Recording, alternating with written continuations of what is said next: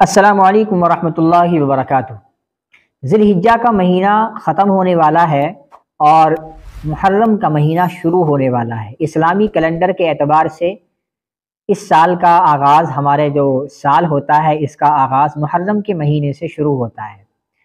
تو اس محرم کے مہینے میں ہمیں کیا کرنا چاہیے اور کن چیزوں سے بچنا چاہیے، ہمیں جب تک یہ معلوم نہیں ہوگا تو ہم ایسے بہت سارے کام کر لیتے ہیں جو ہمارے نبی صلی اللہ علیہ وسلم نے نہیں کیے، ہمارے صحابہ نے نہیں کیے، ہمارے تابعین نے نہیں کیے، اور ہم اس کو کر لیتے ہیں۔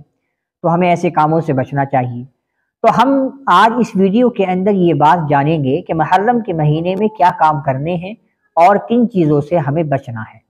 دیکھیے، ہمیں ہر اس چیز میں نبی صلی اللہ علیہ وسلم کا طریقہ تلاش کرنا چاہیے کہ ہمارے پیغمبر جناب محمد الرسول اللہ صلی اللہ علیہ وسلم نے اس مہینے میں کیا کیا اور اس مہینے میں کن چیزوں کے کرنے کا حکم دیا، تو ہمیں وہی چیز کرنی ہے۔ اور جو چیز ہمارے نبی نے ہمیں نہیں بتائی یا جو چیز ہمارے نبی نے نہیں کیا، تو ہمیں ان چیزوں سے بچنا ہے اور لوگوں کو بھی بچانا ہے۔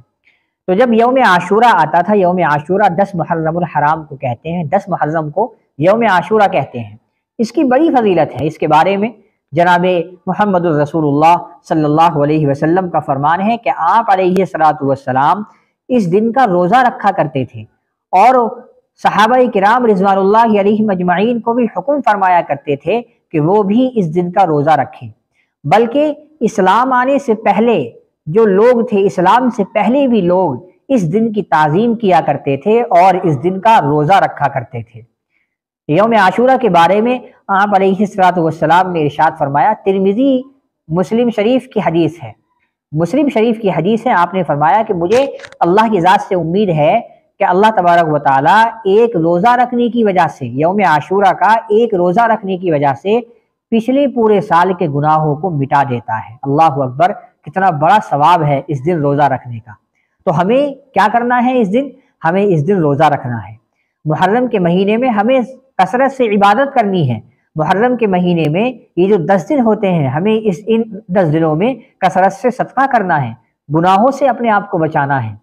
تمام خرافاتیں، بازاروں میں جانا، ڈھول تاشے بجانا، ماتم کرنا، یا اسی طریقے سے جلیبیاں بانٹنا، بازاروں کے اندر گھومنا، ہماری بہنیں مائیں بے پردہ گھومتی ہیں، مرد بھی گھومتے ہیں، عورتیں بھی گھومتی ہیں۔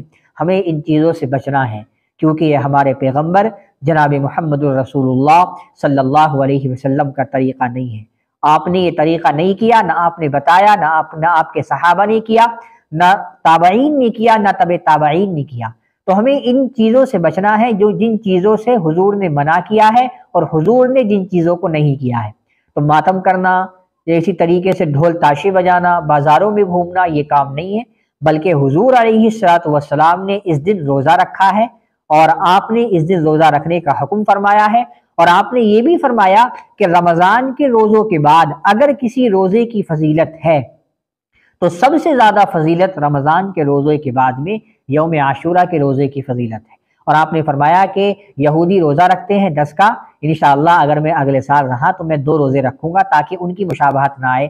تو آپ 2 روزے رکھیں، 9 کے ساتھ میں 10 کو ملا لیں، یا 10 کے ساتھ میں 9 کو 11 کو ملا لیں۔ تو ہمیں یہ کام کرنا ہے، اور یہ جو خرافاتیں آج کل چلتی ہیں ان سے بچنا ہے اور دوسروں کو بھی بچانا ہے۔ امید ہے کہ آپ اس کو سمجھ گئے ہوں گے۔ السلام علیکم ورحمۃ اللہ۔